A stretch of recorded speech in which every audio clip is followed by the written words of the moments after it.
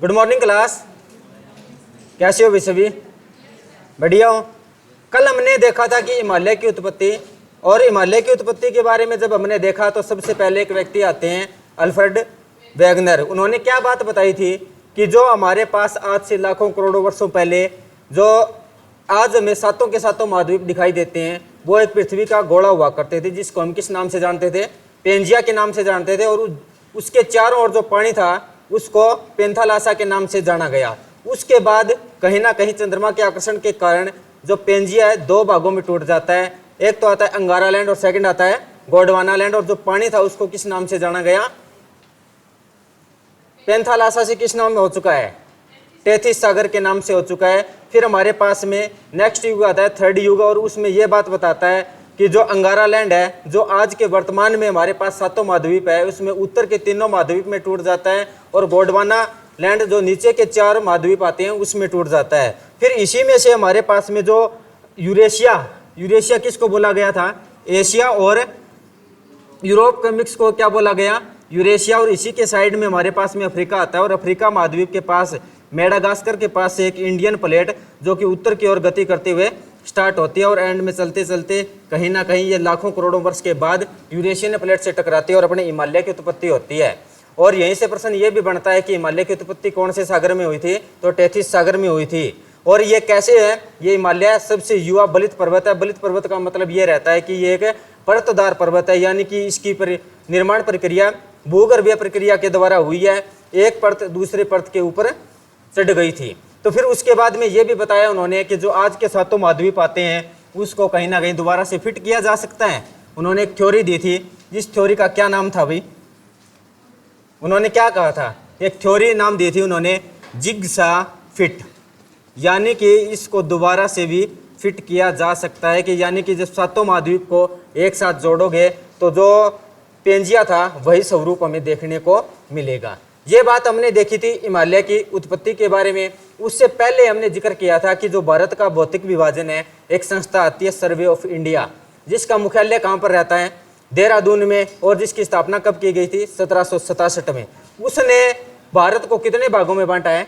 4 भागों में बांटा था। कौन से भाग थे भाई? इसको दोबारा से रिवीजन कर लेते हैं 2 मिनट में। क्या था? जिसने नोट कर रखा है तो ठीक है भाई, अगर नहीं कर रखा तो भी कर लेना। क्या होगा? भारत का भौगोलिक विभाजन।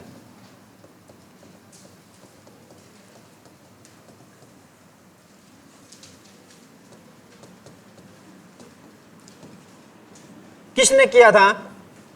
संस्था आती है सर्वे ऑफ इंडिया, जिसका मुख्यालय कहां पर रहता है? देहरादून में। और स्थापना कब होती है? 1767 में। इसने भारत को 4 भागों में बांटा था। पहले नंबर पे आता है हमारे पास में हिमालय। हिमालय के बाद सेकंड नंबर पे आएगा मैदान। मैदान के बाद थर्ड नंबर पे आता है हमारे पास प्रायद्वीप,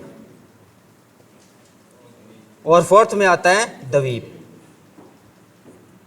प्रायद्वीप और द्वीप में क्या फर्क है? प्रायद्वीप में क्या है और द्वीप में क्या फर्क है?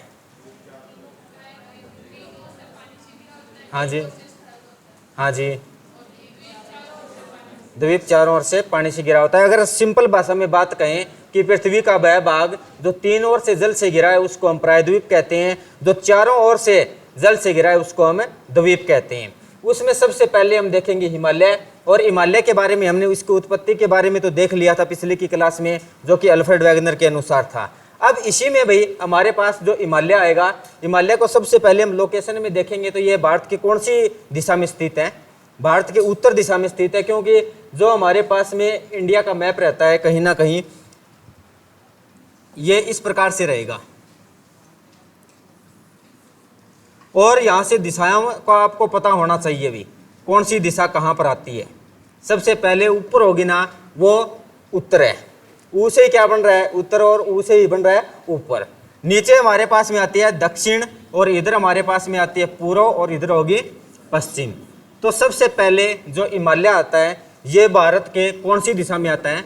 उत्तर दिशा में स्थित है। यानी कि ये ऊपर वाले जो राज्य मिलेंगे हमें यहाँ पर हिमालय का विस्तार देखने को मिलेगा। प्रायद्वीप हमें कहाँ पर मिलेगा? प्रायद्वीप का मतलब क्या होता है कि भूमि का एक ऐसा भाग जो 3 ओर से जल से घिरा हो। जब हमने देखा कि भारत का जो जलीय विस्तार आ रहा है, यानी कि जो जलीय सीमा बना रहे हैं, वो राज्य कौन से थे? 9 राज्य थे। और 9 राज्य का शुरुआत हमारे पास कहाँ से हुई थी? गुजरात से हुई थी। और ये चलते चलते कहाँ तक आए थे? वेस्ट बंगाल। यानी कि गुजरात से लेके वेस्ट बंगाल तक, इस प्रकार हम कह सकते हैं ये हमारे पास में क्या आता है? एक प्रायद्वीप आता है। और इसके ऊपर और हिमालय के दक्षिण में हमारे पास में उत्तर भारत का विशाल मैदान देखने को मिलेगा। फिर हमारे पास में द्वीप बचे थे, वो हमें कहाँ पर मिलेंगे भाई? समुद्रों में मिलेंगे, या नदियों में भी मिल सकते हैं, झीलों में भी मिल सकते हैं। इस प्रकार से जो हिमालय आएगा, इसको एक बार मैप से देखते हैं भी कहाँ कहाँ पर मिलेगा। ये आते हैं भी हिमालय की लोकेशन कहाँ पर? ये लद्दाख में आता है, फिर हमारे पास जम्मू कश्मीर में आएगा, हिमाचल में आता है, उत्तराखंड में आता है। उसके बाद ये आगे चले जाएगा नेपाल में। नेपाल के बाद भारत का राज्य है सिक्किम आएगा। सिक्किम के बाद ये भूटान में जाएगा, और इसी के नीचे वेस्ट बंगाल, असम, असम के बाद ये अरुणाचल प्रदेश में। यानी कि भारत के उत्तर दिशा में हिमालय स्थित है। फिर उसके बाद हम बात करते हैं कि हिमालय, चलो ठीक है जी, इस प्रकार बना तो दिया गया, ये इतनी लंबाई पे है, चौड़ाई पे है, इसका हमें कैसे पता चलेगा कि ये इस यहाँ से? आपने सुना होगा कि एक ट्रांस हिमालय आता है, एक महान हिमालय आता है, मध्य आता है और शिवालिक आता है। फिर आपने और भी सुना होगा कि एक पंजाब हिमालय आता है, एक कुमायूं हिमालय आता है, एक नेपाल हिमालय आता है और एक असम हिमालय आता है। इन दोनों में क्या फ़र्क है? बेसिक सा डिफरेंस क्या हो सकता है?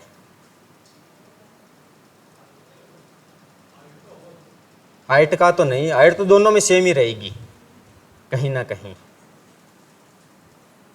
अगर हम बात करना चाहें तो सबसे पहले भी हिमालय का 2 प्रकार से विभाजन किया जाएगा। एक तो आता है भौगोलिक विभाजन और सेकंड आता है प्रादेशिक विभाजन। जो भौगोलिक विभाजन होगा वो तो सर्वे ऑफ इंडिया के द्वारा किया जाएगा, और जो प्रादेशिक विभाजन है वो एक व्यक्ति आते हैं सर सिडनी बुराड ऑस्ट्रेलिया से, उनके आधार पर किया जाएगा भाई। अब हमारे पास में हिमालय के टॉपिक में क्या रहेगा? सबसे पहले इनका विभाजन ही देखते हैं भी कैसे कैसे होता है और कौन सी संस्थाओं के द्वारा किया जाता है भाई। क्या होगा? सबसे पहले हिमालय का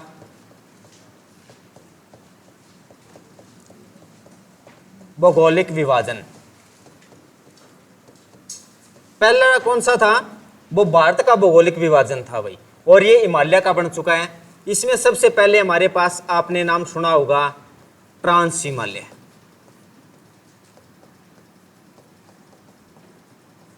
ट्रांस हिमालय के बाद सेकंड पे आता है हमारे पास में महान हिमालय।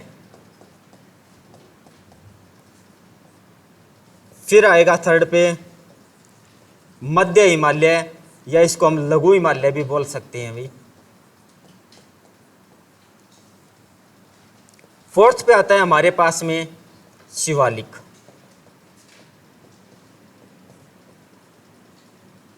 हाँ जी, ये इस प्रकार 4 भागों में बंटा हुआ है, जिसको हम मैप से भी बहुत बार इस प्रकार से ड्रा भी करते रहते हैं।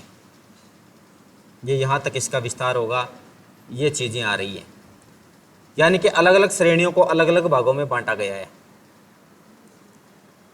ये इस प्रकार से। अब आप इन्हें लाइन मानकर ना चलें, ये हिमालय किस प्रकार से होते हैं भी थोड़ा सा इसको एक बार और मैप के जरिए देखना चाहें तो ये ऊपर वाली जो हमारे पास में लाइन आ रही है ना, ये कैसी होगी? ये इस प्रकार से बनी हुई है अभी, कहीं ना कहीं पहाड़ बन रहे हैं, ऊंचे आगे नीचे आगे, फिर ऊंचे नीचे, और ये श्रेणी आगे तक चलती रहती है। उसके बाद इसमें थोड़ा सा गैप आता है, इसके बीच में या तो समतल मैदान आ सकता है, या कोई ना कोई नदी आ सकती है, कुछ भी हो सकता है, या कोई गहरी खाई आ सकती है।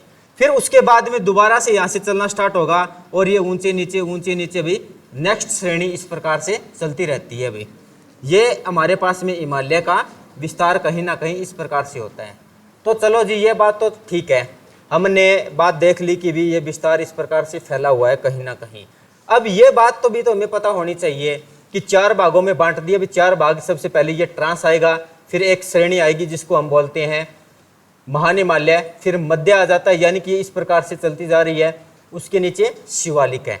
कहीं ना कहीं हमें ये भी तो पता होना चाहिए कि जैसे हम मान लेते हैं हमारा हरियाणा यहाँ पर है, और हरियाणा से हम लद्दाख जाना है, लद्दाख जाएंगे तो सबसे पहले हमारे पास में शिवालिक आएगा, शिवालिक के बाद में मध्य हिमालय आएगा, फिर महान आएगा और फिर ट्रांस हिमालय आ जाता है। कहीं ना कहीं चल रहे हैं तो हमें यह भी तो पता होना चाहिए कि हमारे पास में, चलो ठीक है जी, शिवालिक तो स्टार्ट हो गया, ये कब खत्म हुआ और कब हमारे पास में मध्य हिमालय आया, कब हमारे पास में मध्य हिमालय खत्म हुआ और उसके बाद में महान आया, और कब महान खत्म हुआ और कब ट्रांस हिमालय आया। तो उसके बीच में भी कहीं ना कहीं चीज़ों का निर्धारण होना चाहिए। तो उसके लिए इनके मध्य में कुछ लाइनें आती हैं अभी, और उन लाइनों से बहुत बार प्रश्न पूछा गया अभी, कौन सी लाइन कहाँ पर आएगी भाई।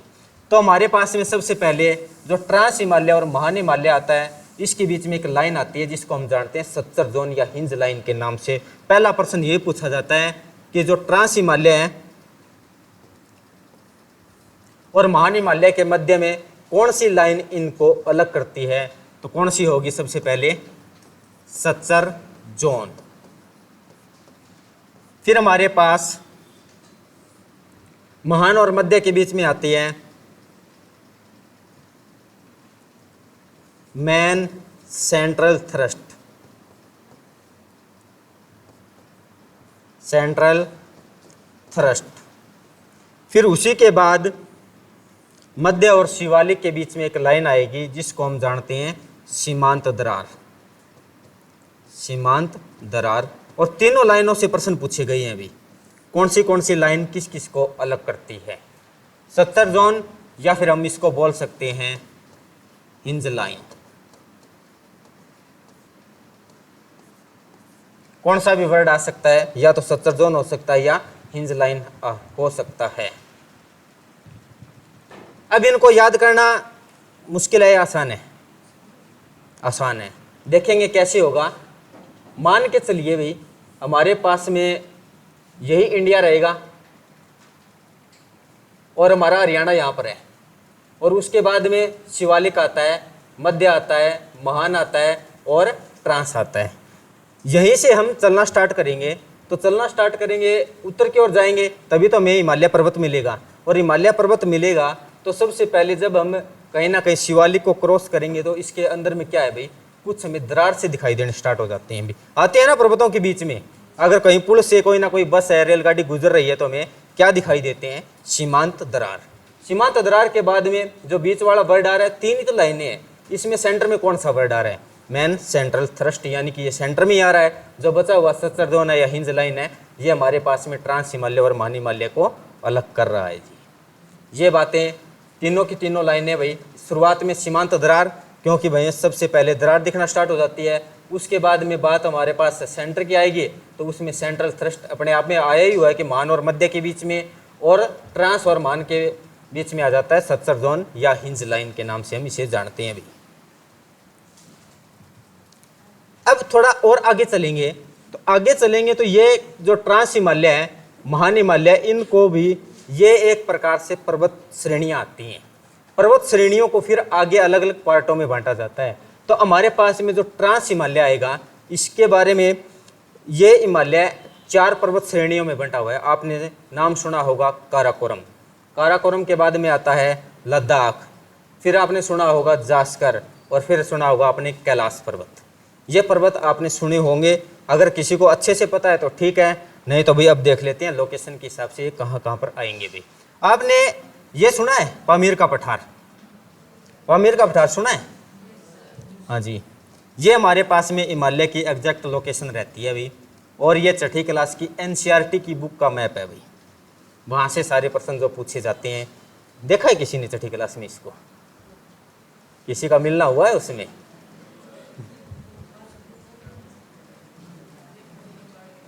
नहीं देखा, देखा है, अब तो देखा है तो भी भूल गए होगे उससे, उस बात को तो भाई पता नहीं कितने में कहते पिछले सदी की बात कर रहे हो तुम, तो यही बात है ना। तो यहाँ से हम देखेंगे तो क्या आएगा भाई, जो ये पामीर का पठार आता है, ये कहाँ पर आएगा, ये तिब्बत में आता है, और इसका संबंध बाद में देखेंगे भी, इनका हरियाणा भारत में क्या रोल रहता है। लेकिन उससे पहले क्या होगा कि ये पर्वत से श्रेणियाँ आती हैं 4, कौन सी आएगी, यहाँ पर दिख रहा है आपको काराकोरम, काराकोरम के बाद में आती है लद्दाख, लद्दाख के बाद में आती है जास्कर, और जास्कर के बाद में आती है हमारे पास में ये कैलाश श्रेणी है ना, ये 4 श्रेणियां आएंगी हमारे पास में। कौन से हिमालय में आती है? ट्रांस हिमालय में आती है। और ट्रांस हिमालय के बारे में अगर थोड़ी सी और बेसिक बात की जाए, ये 4 श्रेणियां हैं।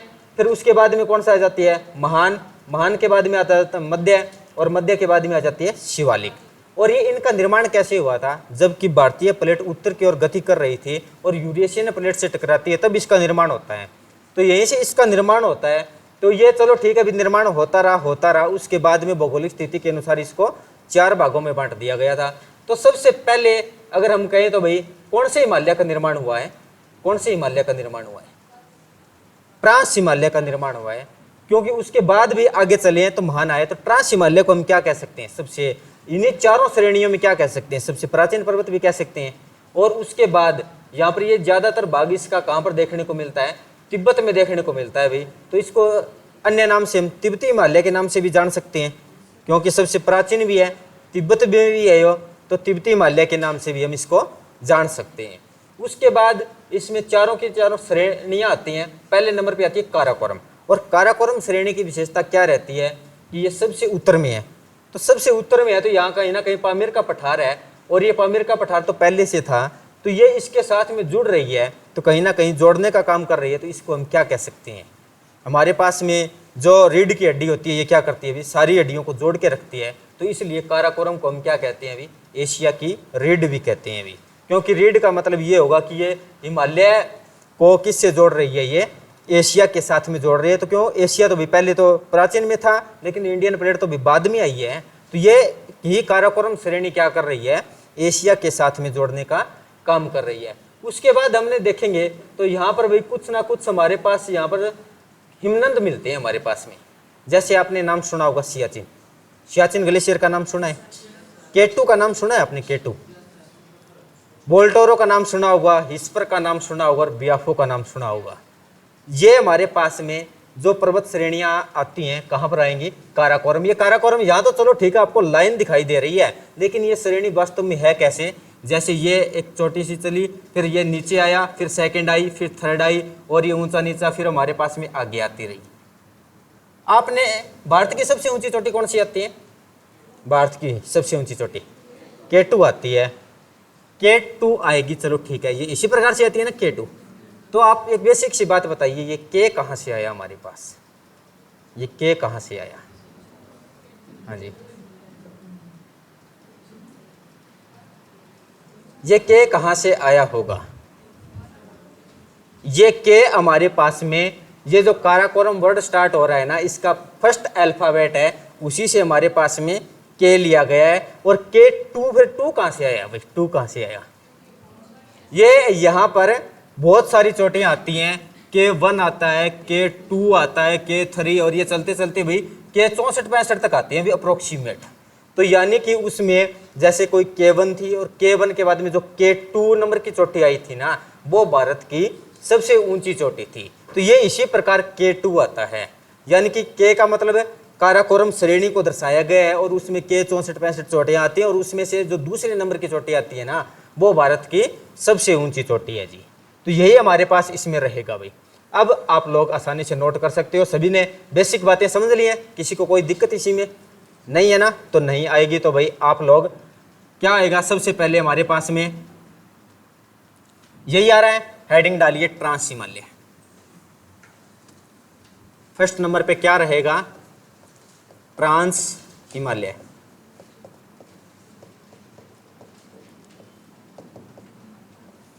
यह हिमालय का सबसे प्राचीनतम भाग है।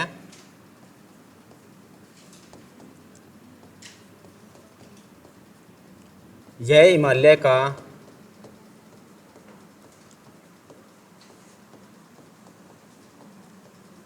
सबसे प्राचीनतम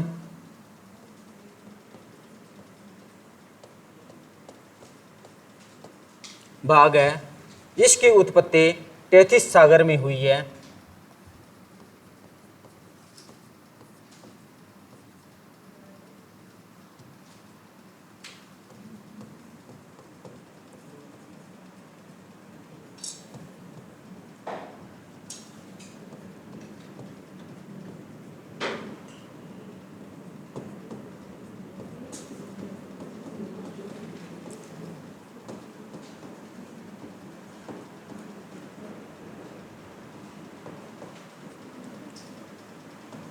इसका अधिकांश भाग तिब्बत में होने के कारण इसे तिब्बती हिमालय भी कहा जाता है। इसका अधिकांश भाग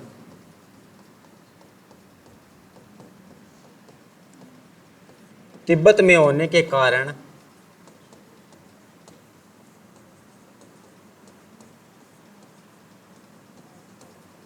इसे तिब्बती हिमालय भी कहा जाता है।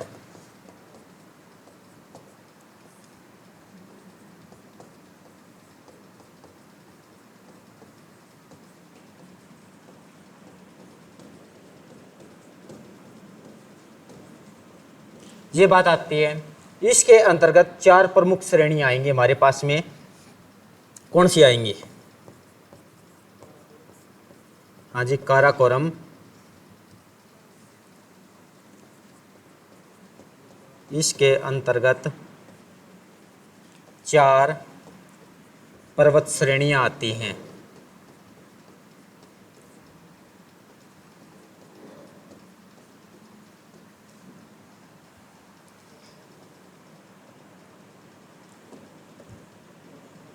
ये नोट कर लिया ऊपर वाला आपने? सबसे पहले आता है हमारे पास में काराकोरम।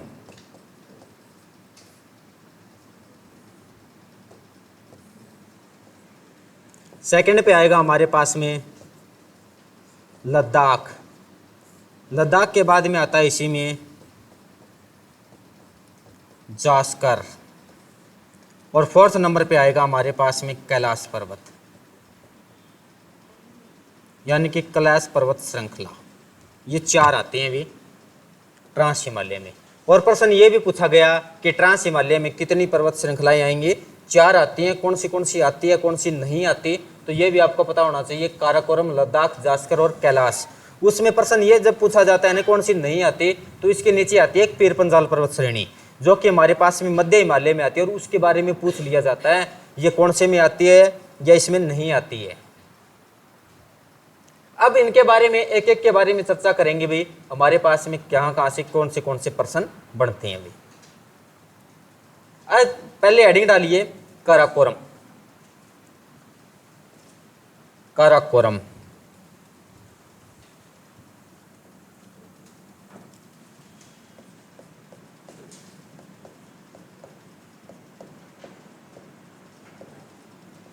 सबसे पहली बात यह थी कि इसके ऊपर हमारे पास पामीर का पठार आता है। और पामीर के पठार से कौन सी पर्वत श्रृंखला लगती है?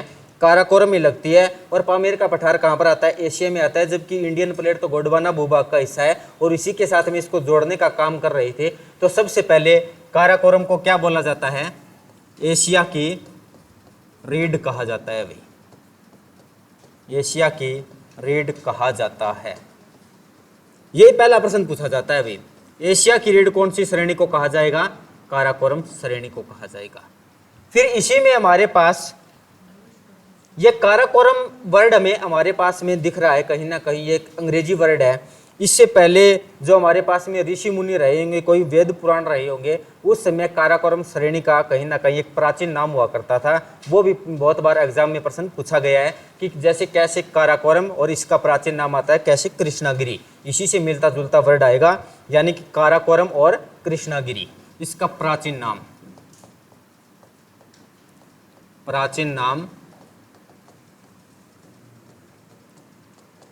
कृष्णागिरी।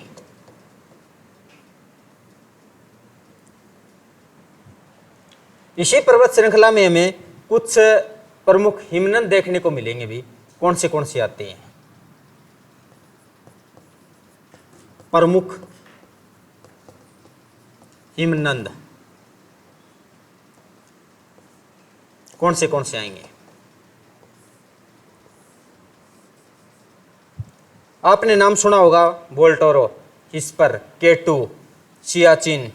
और भी आते हैं कोई या इतने ही है?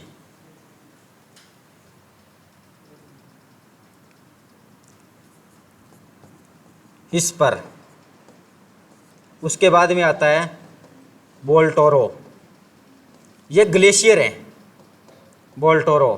फिर आएगा केटू, केटू के बाद में आता है वियाफो, बियाफो के बाद में आता है सियाचिन, सियाचिन ग्लेशियर प्रमुख हिमनद। और इसी में से हमारे पास में सबसे ऊंची चोटी कहाँ पर मिल जाती है, केटू में मिल जाती है। और केटू का अन्य नाम भी आता है अभी हमारे पास में, क्या नाम आएगा केटू का, क्या नाम आता है केटू का अन्य नाम, कि गौरीनंदा पर्वत, ये अन्य नाम नहीं है, ये एक प्राचीन नाम है। हाँ जी, आपने नाम सुना होगा कि भारत की सबसे ऊंची चोटी आती है गॉडविन ऑस्टिन, और इसी का प्राचीन नाम आ जाता है गौरीनंदा पर्वत। क्योंकि गौरीनंदा पर्वत तो भाई कहीं ना कहीं ऋषि मुनियों का नाम है, और ये जो गॉडविन ऑस्टिन है इसकी ऊंचाई को मापने का काम किया था, तो इन्होंने खुद के नाम पे इस चोटी का नाम रख दिया। जो केटू आती है अभी गॉडविन ऑस्टिन के नाम से ही जानी जाएगी भाई। इसका अन्य नाम आता है, सबसे पहले तो हमारे पास में क्या आएगा अन्य नाम, गॉडविन ऑस्टिन, गॉडविन ऑस्टिन। और इसी में आ जाता है हमारे पास में प्राचीन नाम,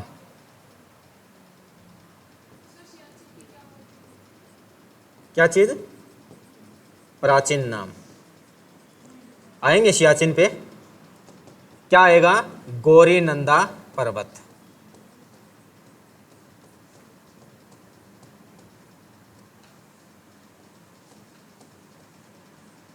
ये इसके प्राचीन नाम, और यहीं पर हमारे पास में अन्य नाम, दोनों नाम पूछे जाते हैं अभी।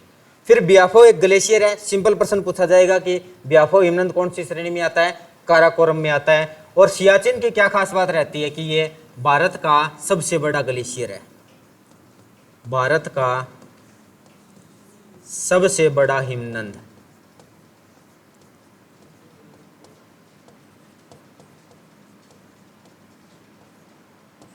और इसके बारे में ये प्रश्न भी पूछ लिया जाता है कि जो सियाचिन ग्लेशियर है इसका पानी कौन सी नदी में जाता है भाई, कौन सी नदी में जाता है। यानी ग्लेशियर का मतलब क्या होगा कि हिमनद है, कहीं ना कहीं बर्फ तो पिघलने का काम करेगी जब कभी गर्मी आएगी। और यहाँ से कौन सी नदी का उद्गम होता है ये भी हम कह सकते हैं, तो यहाँ से नुब्रा नदी का उद्गम होता है, यानी कि सियाचिन ग्लेशियर का पानी नुब्रा नदी में जाता है भाई। हिमनद का पानी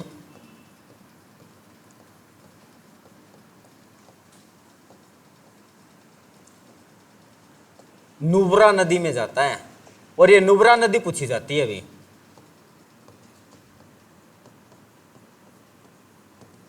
और ये नुब्रा किसकी सहायक नदी है, सहयोग की, और सहयोग किसकी सहायक नदी आ जाती है उसके बाद में, सिंधु की सहायक नदी है। जो नदियां आएंगी तब इसको और ज्यादा गहराई से देखेंगे भाई, कहाँ कहाँ से कौन सी नदी निकल रही है, किसकी सहायक नदी है, कौन से पर्वत श्रृंखलाओं के बीच में से निकल रही है, इनके बीच में।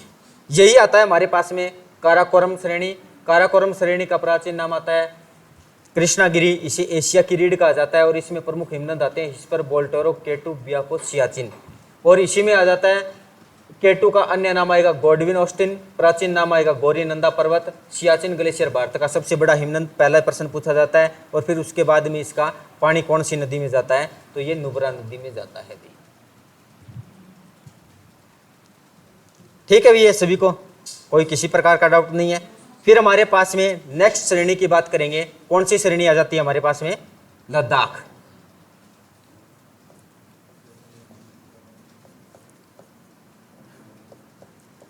लद्दाख श्रेणी सेकंड नंबर पे। इसकी एक हाईएस्ट पीक आती है जिसका नाम है राकापोशी, हाईएस्ट पीक इसी पे आएगी। एचपी का मतलब क्या रहेगा भाई, हाईएस्ट पीक। कोई हिमाचल प्रदेश नहीं है अभी, कोई अपनी मीनिंग निकालने लग जाओ। ये आती है हाईएस्ट पीक, सबसे ऊंची चोटी। और क्या रहती है इसमें, जिसका नाम है राकापोशी।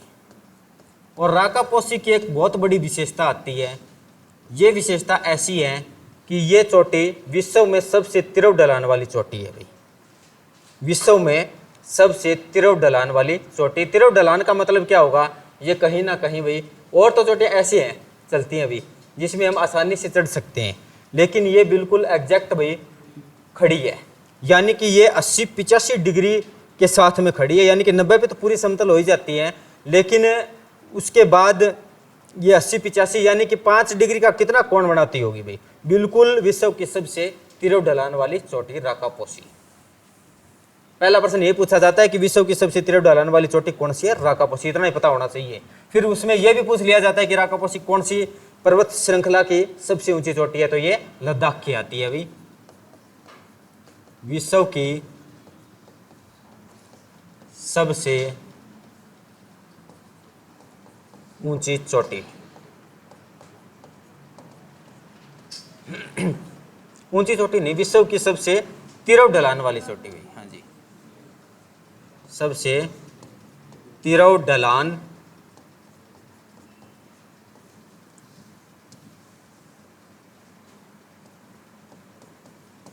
वाली चोटी। उसके बाद जो लद्दाख श्रेणी में आते हैं, भारत का सबसे ठंडा मरुस्थल भी कहां पर पाया जाता है, अभी इसे लद्दाख श्रेणी में पाया जाता है। मरुस्थल का मतलब क्या होता है? मरुस्थल वर्ड का अगर हम शुद्ध डेफिनेशन में बात करें तो क्या हो सकता है? वहां पर बर्फ ही बर्फ है, लेकिन मरुस्थल अपने पास तो थार का मरुस्थल भी पाया जाता है, वहां पर हवा में उड़ती है। चलो ठीक है जी, मरुस्थल वर्ड की डेफिनेशन क्या है, मैं ये पूछना चाहता हूं। हाँ जी, मरुस्थल वर्ड की डेफिनेशन क्या है, यानी कि उसका मीनिंग क्या है, वो क्या होता है? बस वहां पर बारिश नहीं होती, ठीक है, या हम शुद्ध रूप से कहना चाहें कि एक ऐसा क्षेत्र जहां पर वनस्पति का अभाव पाया जाता है उसको मरुस्थल कहते हैं। ये बात डेफिनेशन ठीक रहेगी? यानी कि कोई एक ऐसा क्षेत्र जहां पर वनस्पति का अभाव पाया जाता है उसे हम मरुस्थल कहते हैं। तो ये कैसा भी मरुस्थल हो सकता है, कहीं सूखा भी हो सकता है, कहीं बर्फीला क्षेत्र भी हो सकता है। तो यानी कि भारत का उसमें सबसे ठंडा मरुस्थल कहाँ पर पाया जाता है? लद्दाख में पाया जाता है। और उसके बाद एक बात और बताना भी, भारत में सबसे कम वर्षा कहाँ पर होती है? कहाँ पर होती है? बहुत बार पढ़ते आ रहे हैं कि पश्चिमी राजस्थान में होती है, जैसलमेर में होती है। ऑप्शन देते हैं भी, सबसे कम वर्षा कहाँ पर होती है। अब तो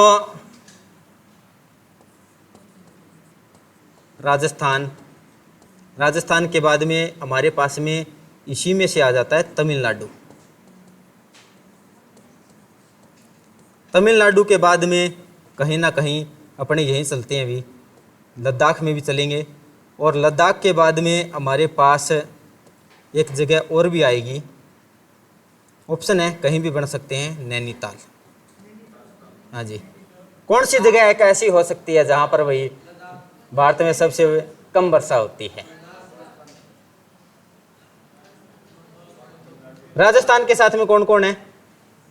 राजस्थान के साथ में आप हो और भाई बचे हुए कहाँ पे हैं?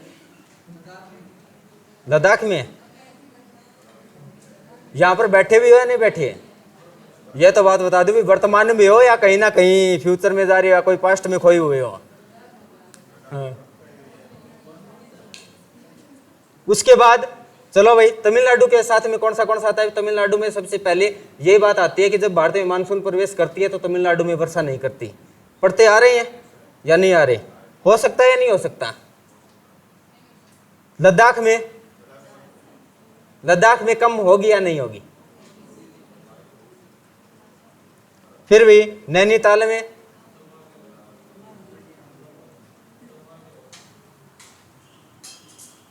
राजस्थान वाले कौन कौन है? अच्छा जी, इसके पक्ष में हो आप, किसी के पक्ष में नहीं हो, मेरे को ये लग रहा है ना। राजस्थान में पक्ष में हो? नहीं है? अब थोड़ा सा मन थोड़ा विचलित हो गया, वरना पहले तो राजस्थान था। नहीं है तो कौन सा होना चाहिए? तो ये तो भाई लगाना तो एक ही है, एग्जामिनर इन तीनों में से एक है। वहां पर सीट पे लिख के तो आ नहीं सकते आप भाई, इन तीनों में से एक है।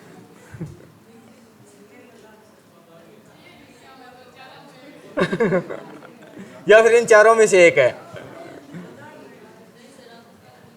राजस्थान में होती है? नहीं होती? तो लद्दाख है, तो लद्दाख क्यों है? हाँ जी, हाँ। जो ये राजस्थान वाले थे ना, आपको ऑप्शन इसी प्रकार से मिलेंगे। और पहला ऑप्शन कैसा होता है इसके बारे में मैंने आपको बहुत बार बता दिया गया है कि जैसा भी होता है ये हमारे पास में आकर्षक और खतरनाक होता है, ये लेके बैठने वाला ऑप्शन होता है। ये राजस्थान में नहीं होती भी सबसे कम वर्षा। सबसे कम वर्षा की बात करेंगे तो ये लद्दाख में होती है। अभी भारत में सबसे कम वर्षा लद्दाख में होती है, 9 से 10 सेंटीमीटर। बात बरसात की हो चुकी है, वहां पर भी वहां तो बर्फ है ये एक। और क्यों होती है इसके पीछे कारण थोड़ा सा समझेंगे भी वहां पर क्यों होती है। भारत का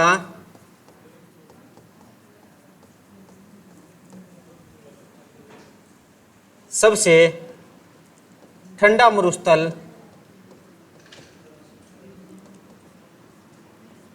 कौन सा है? लद्दाख।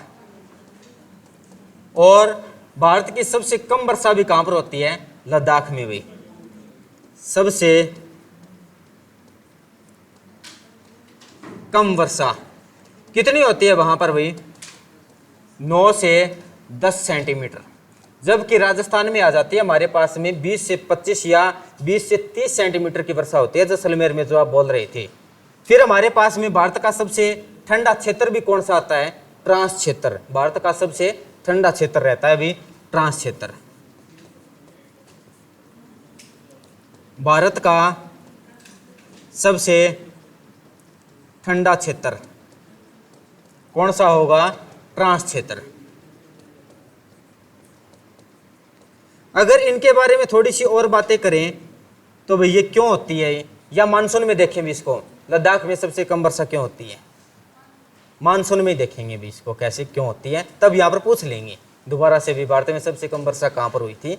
लद्दाख में हुई थी। और उसके पीछे कारण वहां पर देखेंगे भाई। ये सबसे ठंडा क्षेत्र कहाँ पर होगा हमारे पास? ट्रांस क्षेत्र में। लद्दाख श्रेणी के बारे में क्या क्या प्रश्न आते हैं कि इसकी हाईएस्ट पीक राकापोशी रहेगी और ये विश्व की सबसे तीव्र ढलान वाली चोटी है। भारत का सबसे ठंडा मरुस्थल कहाँ पर पाया जाता है? लद्दाख में। सबसे कम वर्षा भी वहीं पर होती है, 9 से 10 सेंटीमीटर। और भारत का सबसे ठंडा क्षेत्र भी यहीं पाया जाएगा, ट्रांस क्षेत्र। यह प्रश्न भी पूछा गया है। फिर हमारे पास में नेक्स्ट में बात करेंगे तो कौन सा आ जाता है? श्रेणी आएगी जास्कर। और जास्कर के बारे में भाई कोई खास प्रश्न नहीं पूछे जाते। उनके प्रश्न जब हम पंजाब हिमालय पढ़ेंगे ना तो उसमें पूछा जाता है कि ऊपर से यानी कि उत्तर से दक्षिण की ओर क्रम में लगाइए, तब जास्कर का रोल हमें देखने को मिलेगा। लेकिन जब ट्रांस हिमालय के पॉइंट ऑफ व्यू से देख रहे हैं ना तो जास्कर का कोई खास रोल नहीं है। अभी ये सिंपल ही आ जाता है और ये ब्लैंक ही रहेगा भाई। थर्ड नंबर पे कौन सा आ जाता है हमारे पास में? जास्कर। जास्कर के बाद में इसके आगे कुछ भी नहीं है। फोर्थ नंबर पे बात करेंगे तो कौन सा आएगा? कैलाश पर्वत श्रेणी। हाँ जी, नहीं भारत में ही है कैलाश पर्वत श्रेणी। ये हमारे पास में अब ये तिब्बत में स्थित है भाई।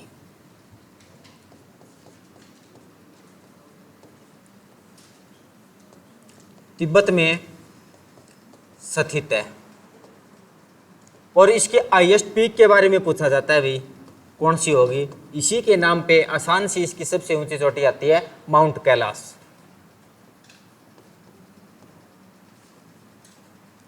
माउंट कैलाश ये फ्री का एक नंबर है भाई।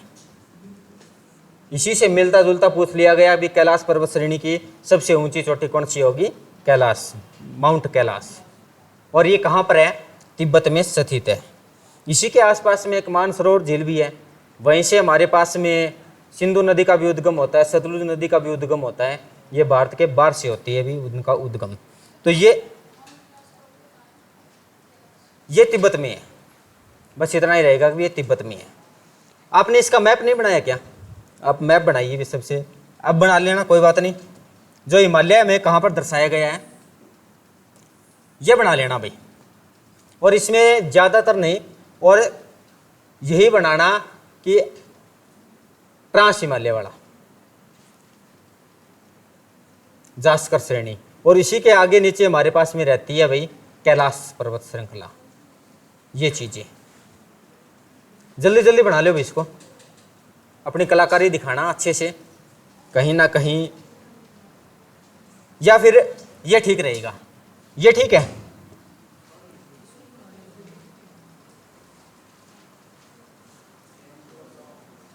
चलो भाई, मिक्स है। चलो कोई बात नहीं, हम आपको आसान कर देंगे अपनी भाषा में। हाँ जी,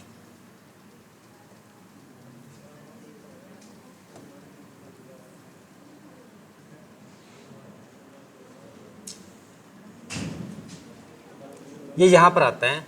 और सबसे पहले भाई जो ट्रांस हिमालय आता है ना, इसी के इस प्रकार से आप लाइनें बनाइए और इन पर्वत श्रृंखलाओं को नोट कर लीजिए अभी कौन सी कहाँ पर आती है। तो पहले नंबर पे आएगा हमारे पास में काराकोरम, यही है काराकोरम। काराकोरम के बाद में आता है सेकंड नंबर वाली लद्दाख। लद्दाख के बाद में जास्कर, और जास्कर के बाद में यहीं पर हमें दिखाई देगी कैलाश पर्वत श्रेणी भी। ये 4 पर्वत श्रृंखलाएं कौन से हिमालय में आती हैं? ट्रांस हिमालय का पार्ट है भाई ये।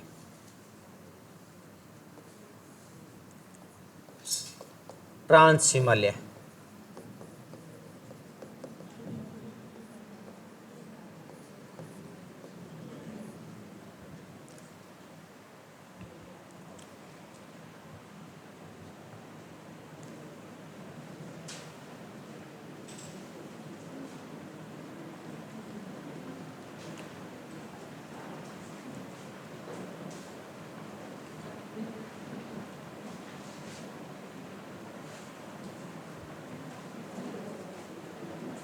ये कर लिया भी नोट सभी ने।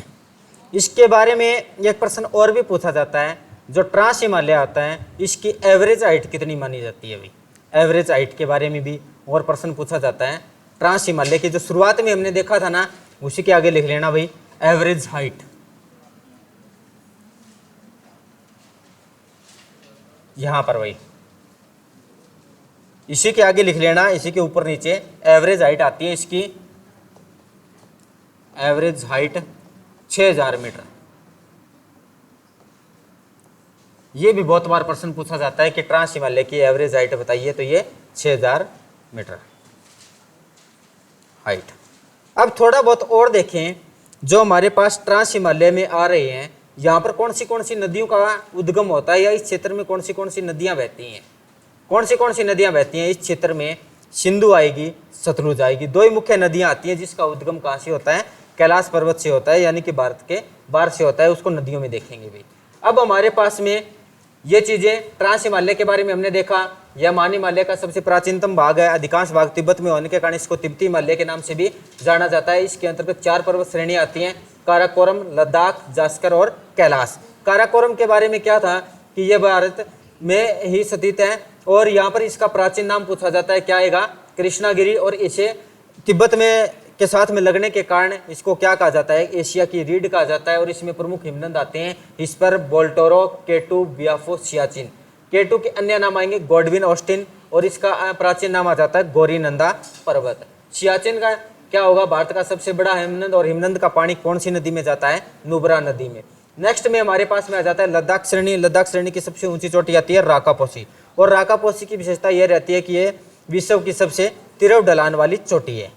नेक्स्ट में बात यही आ जाती है कि लद्दाख में भारत का सबसे ठंडा मरुस्थल भी है, और सबसे कम वर्षा भी लद्दाख से पर्वत श्रृंखला में ही होती है। और कितनी होती है? 9 से 10 सेंटीमीटर होती है। भारत का सबसे ठंडा क्षेत्र भी ट्रांस क्षेत्र। जास्कर के बारे में कोई खास बातें नहीं है, लेकिन इसके बाद जब हम कैलाश पर्वत श्रेणी में जाएंगे तो क्या होगा यहाँ पर भाई? ये तिब्बत में स्थित है, और इसकी सबसे हाईएस्ट पीक कौन सी आ जाती है? माउंट कैलाश।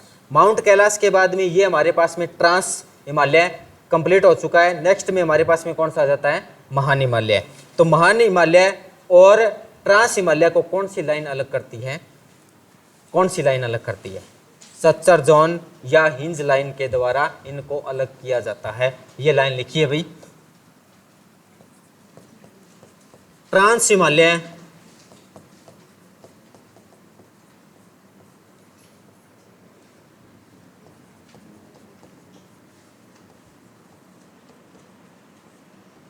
और महान हिमालय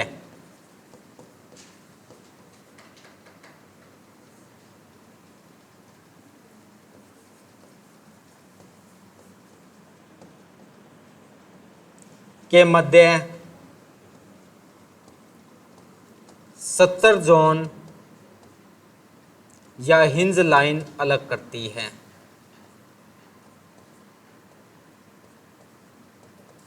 या हिंज लाइन अलग करती है।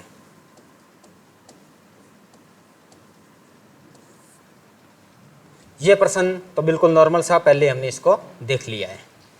नेक्स्ट में हमारे पास बात करेंगे कौन सा हिमालय आएगा, महान हिमालय भी।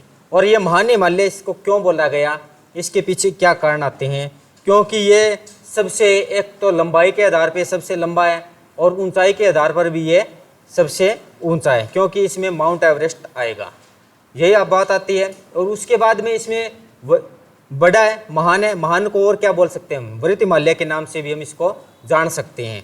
फिर हमारे पास में जब हमने देखा कि यहाँ पर सबसे बाहरी हिमालय हमारे पास में कौन सा था, ट्रांस था। ट्रांस के बाद में जब हम थोड़ा सा और अंदर एंट्री करेंगे तो इसमें अंदर आ जाते हैं, तो इसको क्या बोलते हैं, आंतरिक हिमालय के नाम से भी इसको जानते हैं। और ये बर्फ से ढका है, प्राचीन ग्रंथों में इसे हिमाद्री के नाम से भी पुकारा गया है, इसलिए इसे हिमाद्री हिमालय भी कहते हैं। भी देखेंगे कहाँ से कहाँ तक आता है हमारे पास में महान हिमालय। जब हम इस मैप से देख पा रहे हैं, एक बात आप और बेसिक सी ध्यान रखना, हमारे पास में ये क्या आ जाता है, लद्दाख कुछ इसी प्रकार से आता है ना। लद्दाख राज्य की बात करेंगे तो ये यहाँ पर आने के बाद में ख़त्म हो जाता है, और इसके नीचे आता है हमारे पास में जम्मू एंड कश्मीर, यही आएगा। और ये विशेष तौर से ध्यान रखना आप बात कि जो महान हिमालय आ रहा है, मध्य हिमालय आ रहा है, शिवालिक हिमालय आ रहा है, तीनों के तीनों जम्मू कश्मीर से स्टार्ट हो रही हैं भाई, तीनों के तीनों जम्मू कश्मीर से ही स्टार्ट हो रही हैं।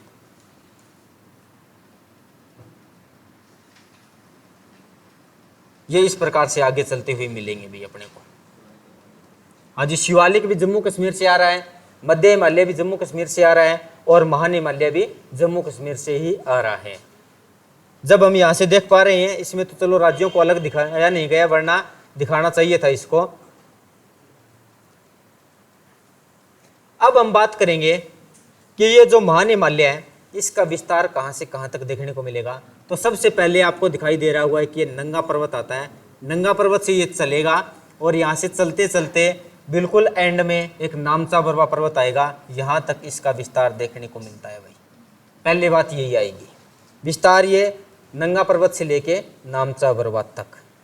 फिर हमारे पास इसकी लंबाई भी पूछी जाती है कि महान हिमालय की लंबाई कितनी आती है, तो लंबाई आती है 2400 किलोमीटर। एवरेज हाइट की बात करेंगे तो ये ट्रांस हिमालय की अपेक्षा ऊंचा होगा या नीचा होगा, ऊंचा होना चाहिए या नीचा होना चाहिए,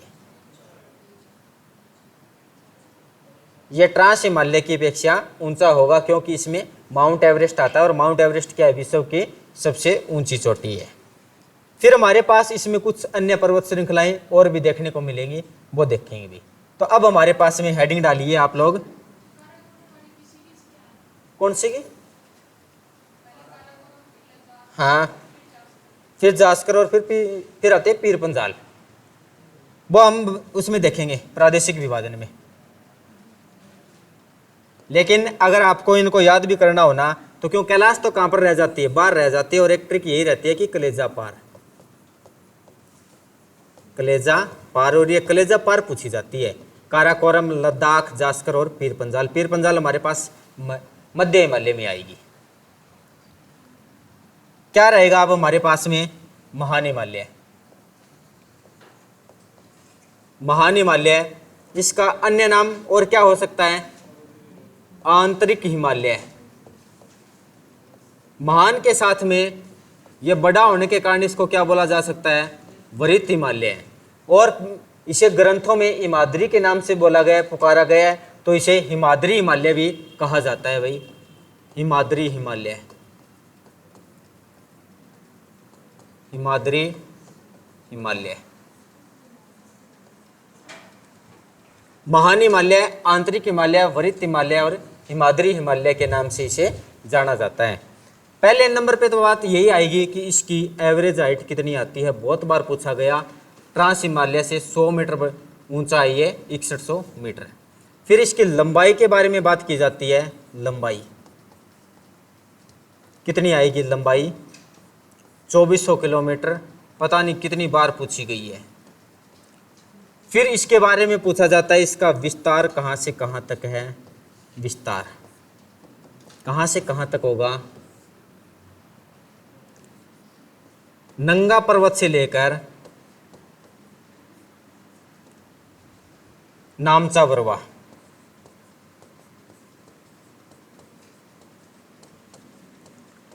नामचा बरवा पर्वत, ये कहां पर है नामचा बरवा? अरुणाचल प्रदेश में भी।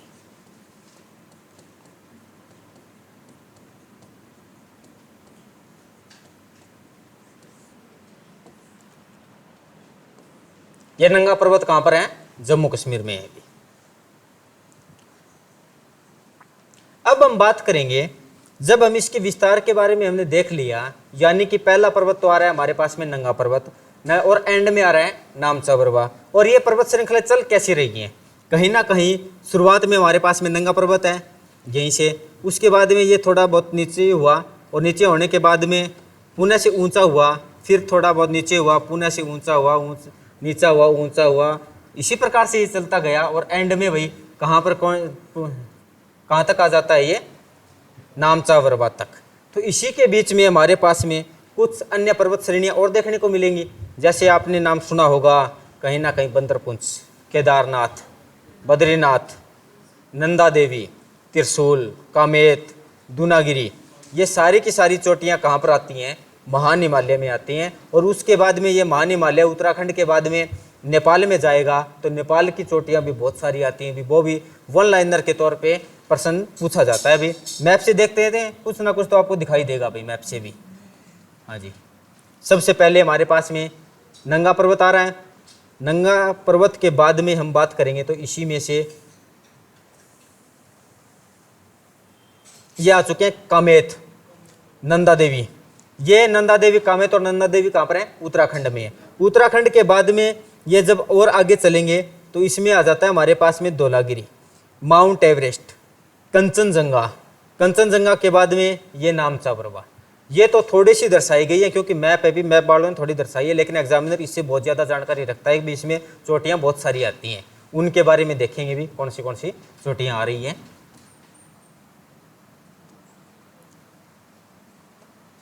अब हम नोट करेंगे प्रमुख पर्वत चोटियाँ।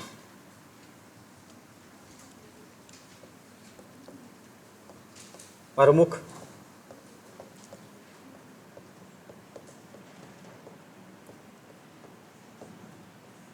पर्वत चोटियाँ। सबसे पहले भारत वाले की बात करेंगे तो कौन सा आ रहा था हमारे पास में? नंगा पर्वत। नंगा पर्वत के बाद में आता है, हाँ जी, हाँ इसी में ऐड करना है जी प्रमुख चोटियाँ। नंगा पर्वत, नंगा पर्वत के बाद में बंदरपुंछ। कौन सी नदी का उद्गम होता है बंदरपुंछ से? यमुना। फिर हमारे पास में आ जाता है केदारनाथ, बद्रीनाथ। यहां से कौन सी नदी का उद्गम होता है भाई? हाँ जी, अच्छा जी, केदारनाथ से कौन सी नदी का होता है? मंदाकिनी। बद्रीनाथ, फिर हमारे पास में आ जाता है कामेत। कामेत के बाद में आती है नंदा देवी। नंदा देवी के बाद में आती है त्रिशूल। बहुत बार चोटियां पूछी जाती हैं भी त्रिशूल। हाँ जी, ये कहाँ पर आती हैं? ये भारत में स्थित है और महान हिमालय में आती हैं भाई। कौन सी आएंगी? नंगा पर्वत, बंदरपुंछ, केदारनाथ, बद्रीनाथ, कामेत, दूनागिरी। एक दूनागिरी भी आता है, कामेत, दूनागिरी, नंदा देवी और त्रिशूल।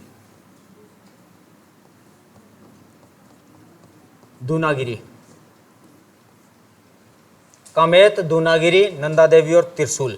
सीधा वन लाइनर प्रश्न ऐसे पूछा जाता है कि ये त्रिशूल पर्वत चोटी है, ये कौन से हिमालय में आएगी हमारे पास में? तो ये महान हिमालय में आती है। उसके बाद जब ये नेपाल में प्रवेश करेगा तो नेपाल में भी कुछ पर्वत चोटियां आती हैं। तो सबसे पहले आएगी अन्नपूर्णा, धौलागिरी, मनसालू, माउंट एवरेस्ट, मकालू। ये पांचों चोटियां फिर से एग्जाम में पूछी गई। ये कहां पर है? सभी की सभी भारत।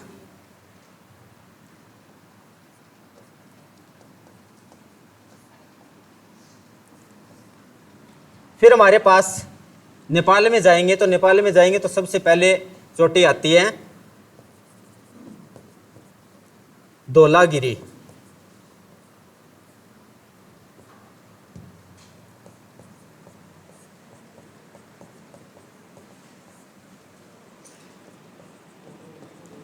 अन्नपूर्णा, मनसालू, मनसालू के बाद में आएगी माउंट एवरेस्ट, माउंट एवरेस्ट के बाद में आ जाते हैं मकालू, ये नेपाल में है। फिर नेपाल के बाद में जब पुनः भारत में आएगा, कहां पर आएगा, सिक्किम में आएगा। सिक्किम में आएगा तो वहां पर एक चोटी आ जाती है कंचनजंगा, और कंचनजंगा के बाद में नामचा बरवा, फिर से अरुणाचल प्रदेश की चोटी आएगी। ये कहां पर है, नेपाल में।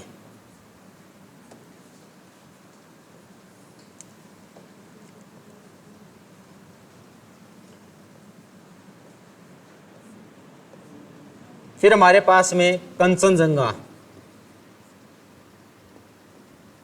कंचनजंगा कहां पर है, ये सिक्किम में भाई।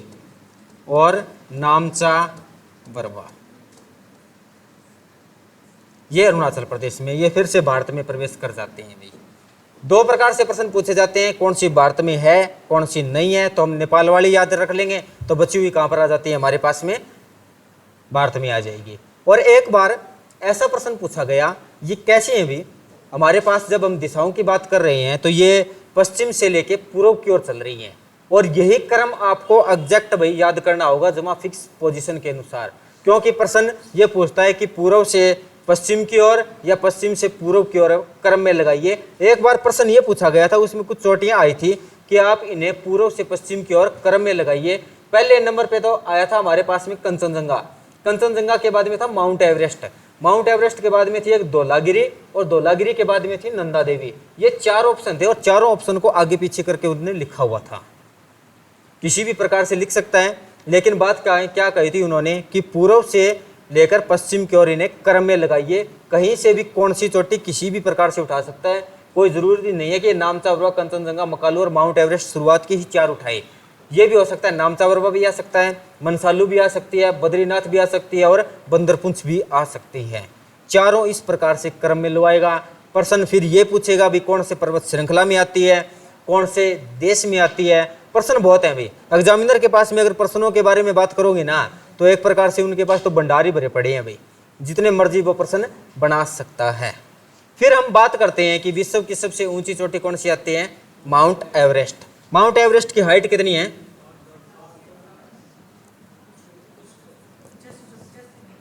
विश्व की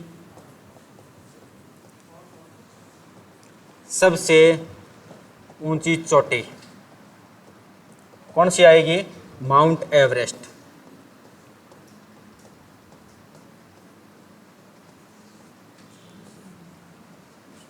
हाइट की बात करेंगे, कितनी आती है, 8848 मीटर।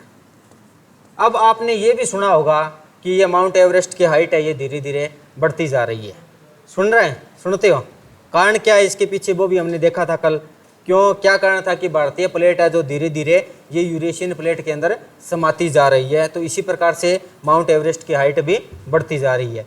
अगर थोड़ा बहुत बात करना चाहें तो इसकी जो ये 8848 वाली एवरेज हाइट है, ये 1840 के आसपास इसको मापने का काम किया गया था। और किसने मापा था, ये माउंट एवरेस्ट नामक व्यक्ति ने ही इसको मापा था। और अब ये 49 पॉइंट कुछ समथिंग हो चुकी है। ये जो हाल फिलहाल के थोड़ा बहुत डाटा आए थे उसमें देखा था भी कितनी भी हो चुकी है, लेकिन एग्जामिनर यही पूछेगा कि 8848 इसकी हाइट आती है। फिर हमारे पास में कुछ लोकेशन की बात करेंगे, तो ये कौन से स्थान पे आता है, ये नेपाल में आता है या तिब्बत में आता है भाई, ये नेपाल और तिब्बत के बॉर्डर पे है।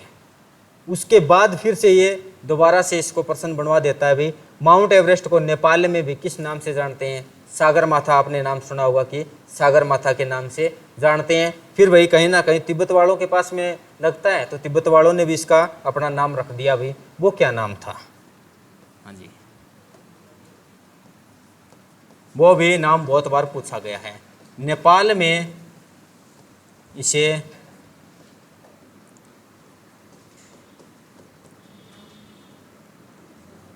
सागरमाथा कहा जाता है।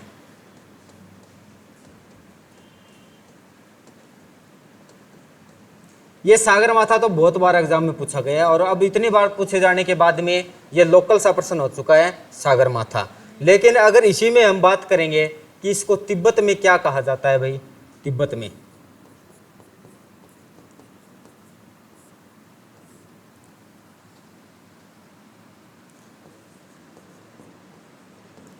में इसे चोमू लुंगमा कहा जाता है। ये पता नहीं भी किस हिसाब से इन्होंने नाम रखा था, चोमू लुंगमा कहा जाता है, जिसका अर्थ है पर्वतों की रानी। यानी कि चोमू लुंगमा शब्द का अर्थ क्या होगा, पर्वतों की रानी, जिसका अर्थ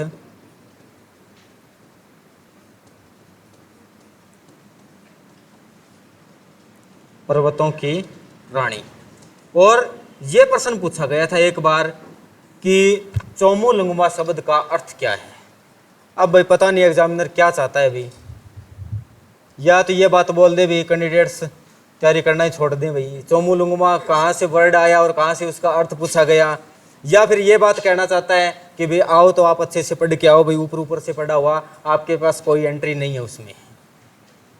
दो ही चीज़ें बात कहना चाह रहा है। तो अपनी जो ज्योग्राफी चल रही है इसी हिसाब से चल रही है कि जो पहले पूछा गया है, पूछे जाने की संभावना है और पूछा जा सकता है। नहीं, किस प्रकार से जो पूछा जा रहा है, पूछा गया है और पूछे जाने की संभावना है। तीन चीज़ों पर आप भी पढ़ते रहिए। मूल मंत्र क्या था कि जब आप लोग पहली क्लास से आए हो कोचिंग लेने के लिए फर्स्ट डे, और जब 3-4 महीने 6 महीने बाद जब आपका सिलेबस कंप्लीट हो तो वो लास्ट क्लास आपको याद होनी चाहिए। आपका सिलेक्शन आप में ही है और कहीं बाहर नहीं है। अगर थोड़ा सा और एग्जांपल की बात करें, जो मूर्तिकार होता है, मूर्ति बनाता है पत्थर से, क्या करता है भाई, वो क्या करता है? जैसे ये कोई पत्थर है, क्या करता है इसमें? तराशता है। तराशने के दौरान वो क्या दर्शाता है, वो क्या कहना चाहता है इसमें? कुछ बातें, क्या उसमें कुछ ऐड करता है क्या? वो ऐड करता है क्या? पत्थर में वो कुछ भी ऐड नहीं करता। वो सिर्फ आएगा अपने छीने थोड़ी से, इसको तराशने का काम करेगा, और जो इसमें अपशिष्ट लगा हुआ है ना, हनुमान की मूर्ति हो, शिव जी की मूर्ति हो, उसके बार वाला हटा देगा और मूर्ति इसमें खुद एक मूर्ति बनी हुई है, न कि वो बनाता है। उसका जो अपशिष्ट पदार्थ है उसको अलग करता है। और उसी प्रकार से सिलेक्शन हमारे अंदर ही है। अगर बचे हुए जब हम अपशिष्ट पदार्थों को अलग कर देंगे तो भाई सिलेक्शन खुद के अंदर है। वो ये देखना है भी कौन कौन अपने आप से इनको अलग कर पाता है या अलग नहीं कर पाता है। जो टाइम रहते हुए इन फालतू की चीज़ों को अलग कर गया, इसमें कौन से आते हैं, जैसे पत्थर में तो चलो ठीक है, किसी में कोई ना कोई कौन फालतू की है, तो जो हमारे पास इस दौरान में आ जाते हैं अभी सबसे बड़ा दुश्मन होता है मोबाइल। अगर आप लोग भी अपनी ज़िंदगी में आगे बढ़ना चाहते हो तो जो सबसे बड़ा दुश्मन है मोबाइल, भाई सबसे पहले तो उसको छोड़िए। फिर बात आती है कि हम क्लास लगाते हैं जी, सेकंड बहाना ये आ जाता है कि ऑनलाइन पढ़ाई होती है फ़ोन से। जब आप ऑफलाइन की कोचिंग में ही आ गए हो तो भाई ऑनलाइन का मतलब ही क्या है? बात तो यही आ रही है। अगर ऑफलाइन में आए हो तो भाई ऑनलाइन की कोचिंग का मतलब क्या होगा आपके साथ? जो चीज़ सभी टीचरों के द्वारा क्लास में करवाई जाती है, आप उन्हें घर जाकर अच्छे से याद करना, और कुछ समय बचे तो पिछले की जो क्लास डेज आ जाते हैं, अभी 10 दिन हो गए, 15 दिन हो गए, उसको रिवाइज करते रहना। सिलेक्शन अपने आप में ही है, कहीं बाहर जाने की कोई ज़्यादा ज़रूरत नहीं है। यही चीज़ें आ रही हैं अभी। अगर कहीं ना कहीं आपको लगे कि एग्जाम्पल के तौर पे कि हमारा सिलेक्शन नहीं हो रहा, उम्मीदें थोड़ी सी हमें याद नहीं हो रही, तो भाई कल परसों जो आरसीबी के मैच जीता था उसका 1% चांस था क्वालिफाई करने का पूरे सीजन के अंदर, क्योंकि 6-7 मैच हार चुके थे और उसके बाद में उन्होंने इतने अपने आप को सुधार किया, मेंटेन किया, और आज टॉप 4 में वो शामिल है। कहीं टॉप 10 में नीचे स्थान था और अब वो टॉप 4 में जा चुके हैं भाई। तो बात क्या आई थी कि उन्होंने कहीं ना कहीं अपने अपशिष्ट पदार्थों को हटाया और अपने में सुधार किया और कार्य करना अच्छे से लगे थे भाई। अब आगे देखो क्या रिजल्ट होता है भाई, पटरी पे तो कम से कम अच्छे चले, सिलेक्शन हो ना हो, अपने काम के प्रति जो घरवाले हमसे उम्मीद रख रहे हैं उनके प्रति हम ईमानदार रहें। सिलेक्शन में भाई किस्मत भी बहुत मायने रखती है चीज़ों के लिए, तो भाई वो अपने साथ होगी ना जिस दिन भाई, तो सब कुछ अपना ही हो जाएगा। वरना भाई आरसीबी की टीम में 2 प्लेयर तो ऐसे हैं भी जो बिल्कुल जीरो वाले मैच को जिताए हुए हैं, मैक्सवेल और कोहली बहुत अच्छे हैं, लेकिन उनकी किस्मत खराब है भी, इसी टीम में भी वो टीम जीत नहीं रही है। लेकिन उसमें काबिलियत है, अपनी काबिलियत बनाए रखें। जिस दिन अभी हमारा समय आया तो भाई ऐसे चमकने चाहिए भी कोई किसी के आसपास में चीज़ें, कोई अन्य चीज़ दिखाई ना दे भाई। तो यही आ रहा है भाई। और ये जो चोटियां आ रही है ना, इनको याद करना अब आपको थोड़ा सा मुश्किल भी लगेगा भाई, क्यों क्या पता भी कितनी कितनी आ रही हैं, कैसे कैसे आ रही हैं। तो उनको लिए भी वही बात आ रही है, प्रैक्टिस बार बार अगर आप इनको सीक्वेंस में याद करोगे, लिख के देखोगे, तो ये भी अपने आप में भी याद होती चलेंगी। तो ये हमारे पास में चोटियां आ रही थी। प्रमुख चोटी कौन सी आ रही हैं? नंगा पर्वत, बंदरपुंछ, केदारनाथ, बद्रीनाथ, कामेत, दूनागिरी, नंदा देवी, त्रिशूल।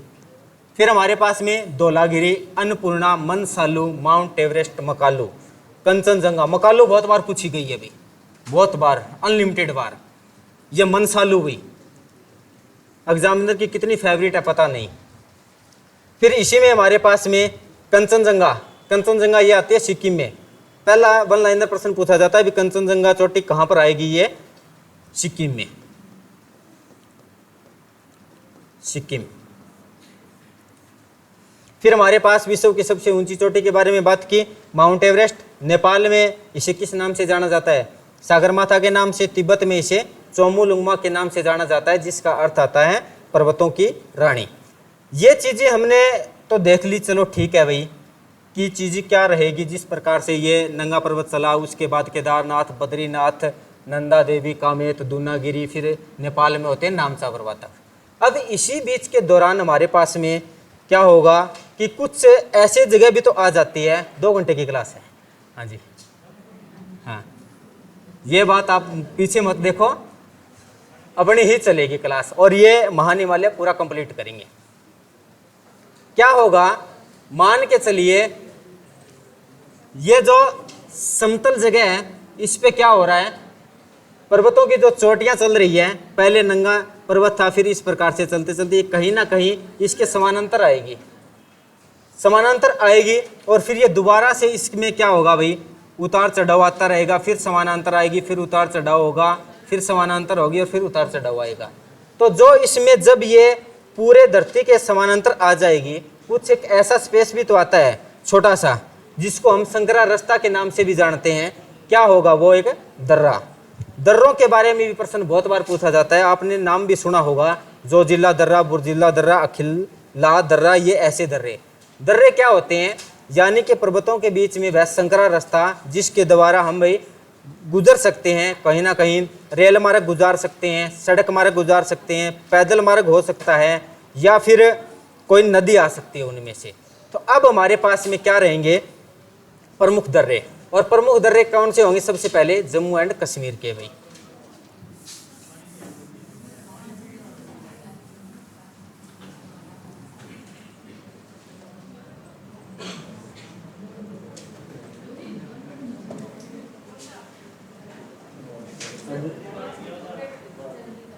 अरे 5 मिनट की कोई बड़ी बात नहीं है।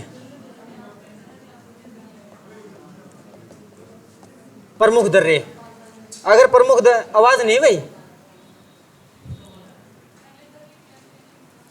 क्या चीज? दर्रे की डेफिनेशन की अगर हम बात करेंगे तो यानी कि वह संकरा पर्वतों के बीच में वह संकरा रास्ता जहां से भी पैदल मार्ग भी हो सकती है, कोई ना कोई सड़क मार्ग हो सकती है, रेल मार्ग हो सकती है, या फिर कोई नदी गुजर सकती है। दर्रे की डेफिनेशन यही रहेगी हमारे पास में, यानी कि पर्वतों के बीच का वह संकरा रास्ता जहां से सड़क मार्ग, रेल मार्ग, पैदल मार्ग या कोई ना कोई नदी गुजर सकती है।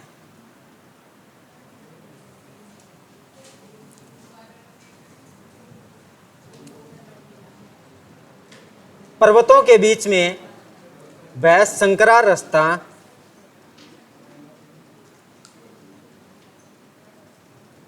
जहां से सड़क मार्ग, रेल मार्ग या कोई नदी गुजरती हो।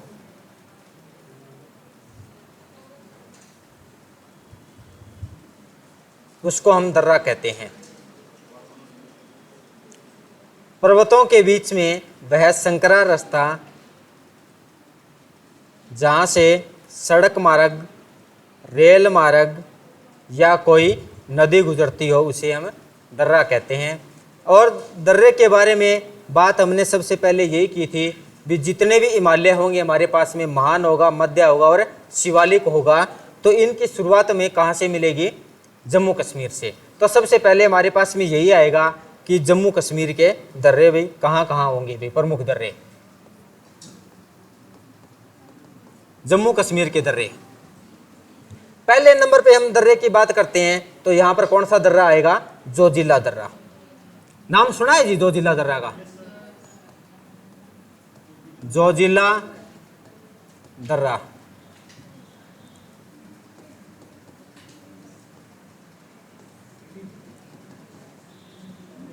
ये हमारे पास मैप से जब हम बात कर रहे हैं कहाँ पर होगा, कुछ इस प्रकार से होगा भाई। ये लद्दाख आ चुका है, लद्दाख के नीचे जम्मू एंड कश्मीर होगा और यहाँ से ये पर्वत श्रृंखला चल रही है भाई, इसी के किनारे पे यही है। और ये इनके बीच में कहीं ना कहीं एक स्पेस है, और ये स्पेस कैसे होगा? ये जम्मू कश्मीर और लद्दाख को जोड़ता है भाई ये स्पेस, यानी कि जोजिला दर्रा जम्मू कश्मीर और लद्दाख को जोड़ता है भाई।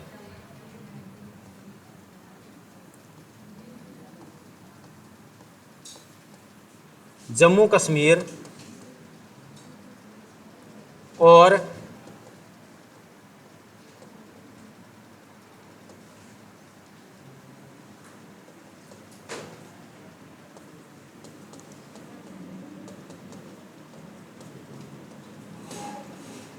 लद्दाख को जोड़ता है।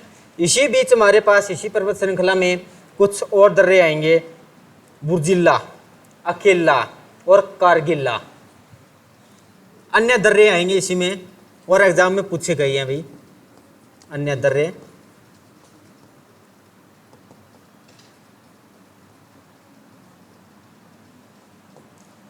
बुर्जिल्ला, अखिल्ला,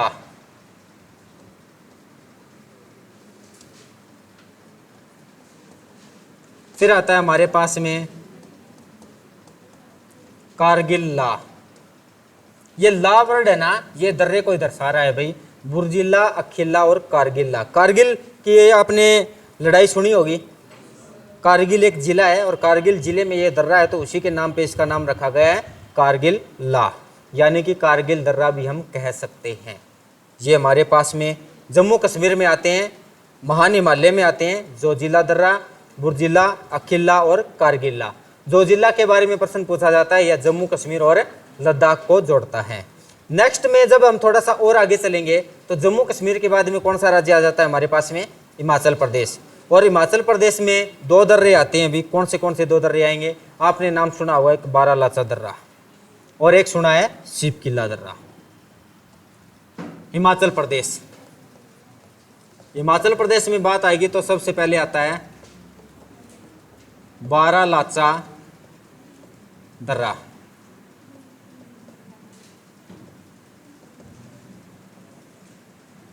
फिर सेकंड पे आता है हमारे पास में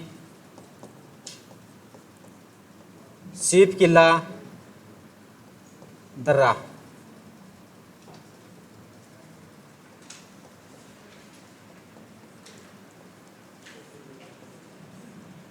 जब हमने यहां से देखा था, थोड़ा बहुत बेसिक से बात करें इनके बारे में, ये लद्दाख आ जाता है, लद्दाख के बाद में जम्मू कश्मीर है और जम्मू कश्मीर के साइड ही हमारे पास में हिमाचल प्रदेश है। मैप से यही आ रही है, यानी कि ये जम्मू कश्मीर है और ये हिमाचल प्रदेश है, ऊपर भी लद्दाख है। इसी के नीचे जब हमारे पास में महान हिमालय चल रहा था, ये कहीं ना कहीं इसी प्रकार से चल रहा था, आगे चला गया होगा। तो सबसे पहले हमारे पास में जो जोजिला नामक का कट लगा था यहाँ पर, ये क्या किस किस को जोड़ रहा था? ये लद्दाख, ऊपर लद्दाख है और नीचे जम्मू कश्मीर को जोड़ रहा है। इसी प्रकार से जब हम हिमाचल प्रदेश में आए तो एक कहीं ना कहीं स्पेस मिला, जगह मिली, संकरा रास्ता मिला, वो कौन सा है, बारालाचा दर्रा। तो ये बारालाचा दर्रा अब किस किस को जोड़ेगा, ऊपर तो लद्दाख है ही है और नीचे कौन सा आ जाता है, हिमाचल प्रदेश, यानी कि ये लद्दाख और हिमाचल प्रदेश को जोड़ता है भाई। लद्दाख और हिमाचल प्रदेश को जोड़ता है।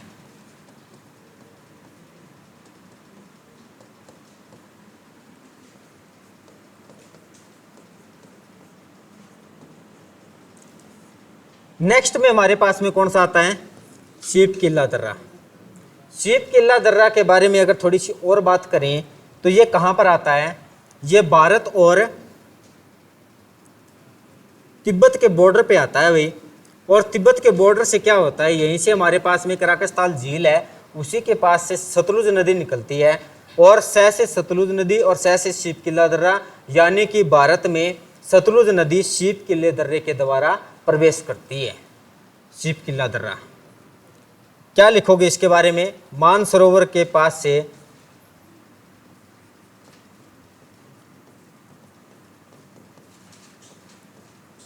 मानसरोवर के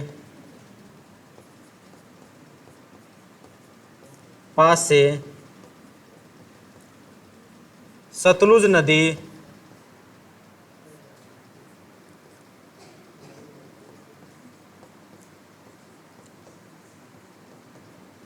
शीप किले दर्रे के द्वारा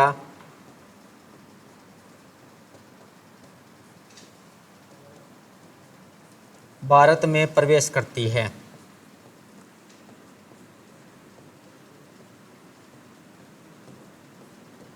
जो डेफिनेशन देखी थी भाई, अब काम कर रही है या नहीं कर रही भाई, कर रही है।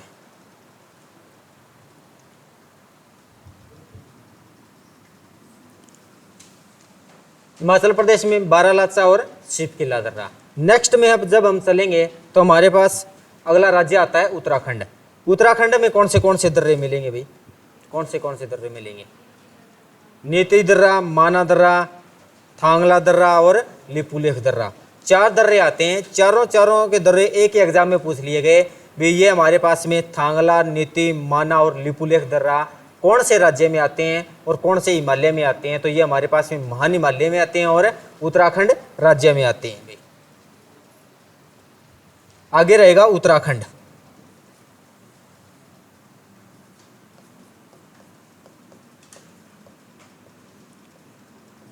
सबसे पहले आता है हमारे पास में थांगला, थांगला के बाद में आता है माना, फिर आता है हमारे पास में नीति, फिर आएगा लिपुलेख। लिपुलेख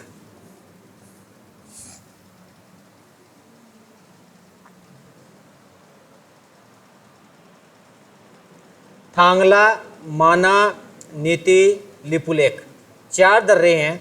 और ये लिपुलेख दर्रा है ना, लिपुलेख दर्रा, ये क्या होता है कि आपने नाम सुना होगा कि मानसरोवर के पास कैलाश यात्रा गुजरती है क्या, मानसरोवर के पास कैलाश यात्रा, ये उत्तराखंड हमारे पास में यहाँ पर आता है ना, यहीं आएगा।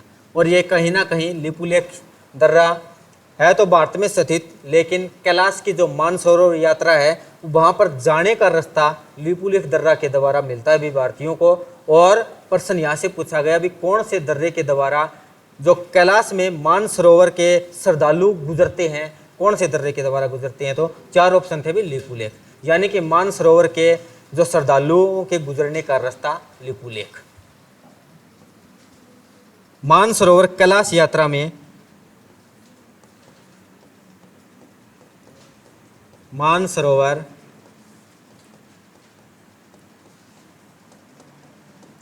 कैलाश यात्रा में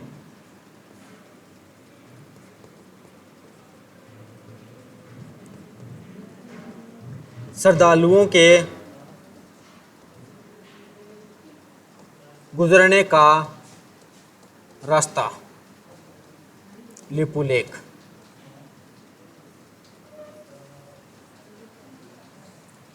चार आते हैं, कौन से 4 हैं, थांगला, माना, नीति और लिपुलेख। और लिपुलेख के दर्रे के द्वारा जो कैलाश के मानसरोवर यात्री हैं वहाँ से गुजरते हैं अभी, यानी कि श्रद्धालुओं के गुजरने का रास्ता कौन सा आएगा, लिपू लेक। नेक्स्ट में जब हमारे पास में आगे चलते जाएंगे तो ये महान हिमालय नेपाल में चला जाता है, और नेपाल में चले जाने के बाद में कहाँ पर आएगा, सिक्किम में आएगा। और सिक्किम में दो दर्रे आते हैं अभी, बहुत मोस्ट इंपॉर्टेंट दर्रे हैं भाई यहाँ पे। कौन से आएंगे, कौन से आते हैं, नाथुला और जेलेपला। सिक्किम में बात करेंगे भाई हमारे पास में।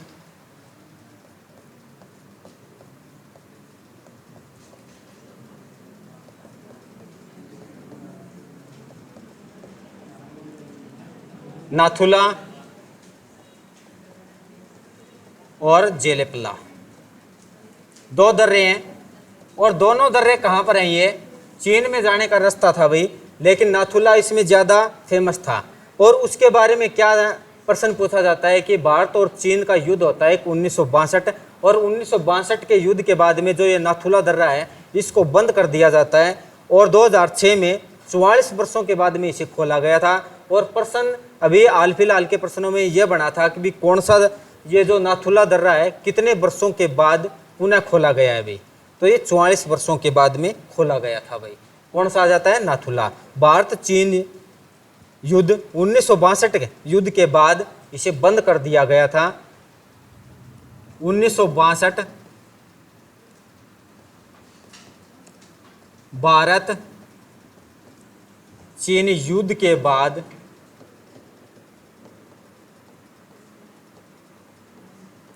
इसे बंद कर दिया,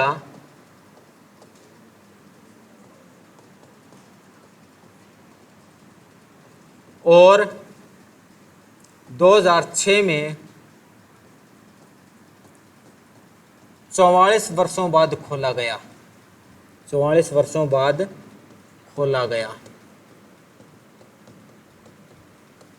और ये 44 वर्ष भी एग्जाम में पूछे गए थे, 44 वर्षों बाद खोला गया। कहने का मतलब क्या था कि 1962 में बंद किया गया और 2006 में खोला गया, इनके बीच में हमें डिफरेंस बताइए भी, तो कितने आ जाते हैं, 44 वर्ष। फिर ये पुणे से भारत में है, भूटान में जाएगा, और आगे एंड में अरुणाचल प्रदेश तक, इसके बीच में भी कोई दर्रा नहीं है। ये दर्रे आते हैं हमारे पास में। अगर सिक्किम के जो दर्रे हैं ना, इनको थोड़ा सा भी रिलेट भी कर सकते हैं हमारे पास। सिक्किम में एक वर्ड आ रहा है, कौन सा वर्ड आ रहा है, कम, और एक वर्ड आ रहा है नाथ। नाथ क्या होती है, नाथ क्या होती है, हाँ, कि या बैल को डालते हैं, ऊंट को डालते हैं, घोड़ों को डालते हैं, यही होती है ना। यानी कि क्या करना होता है, उसकी जो रफ्तार है कम करना होता है, उसको नियंत्रण करना होता है। यानी कि उसमें क्या हो चुका है, नाथ डालने पर उसकी जो रफ्तार है वो क्या है, कम हो चुकी है। और ज़्यादातर और ज़्यादा कम करनी हो तो भी क्या करना पड़ेगा, रफ्तार को भाई जेल में भी डाल सकते हो आप, जेलेपला। इसमें एक वर्ड आ रहा है जेल, यानी कि इसको हम जेल में भी डाल के कम कर सकते हैं। यानी कि नाथुला और जेलेपला कहाँ पर है, कम वर्ड हमारे पास में सिक्किम में आते हैं भी। ये हमारे पास जो महान हिमालय था, महान हिमालय में कुछ प्रमुख ग्लेशियर भी आ सकते हैं क्या, ग्लेशियर भी आ सकते हैं क्या, गंगोत्री ग्लेशियर आएगा, एक मिलान ग्लेशियर भी आता है, और एक जेमू हिमनंद भी आता है। ये कहाँ पर आते हैं, इनके बारे में भी प्रश्न बहुत बार पूछा गया है अभी, कहाँ पर आएंगे प्रमुख हिमनंद। गंगोत्री कहाँ पे है, गंगोत्री उत्तराखंड में है। और इसी के बाद में जब हमारे पास में जेमू हिमनंद आता है, ये कहाँ पर है, ये भी उत्तराखंड में ही है। और मिलान हिमनंद हमारे पास में कहाँ पर आएगा, ये सिक्किम में आता है भाई, सिक्किम में। चलो ये रहने दो भाई, इतना ही कर लेना काफ़ी है। 2 मिनट में इसको रिवीजन कर लेते हैं। मेरे को लगता है आप लोग भाई काफ़ी ज़्यादा पढ़ लिया आज ना, बोर हो गए।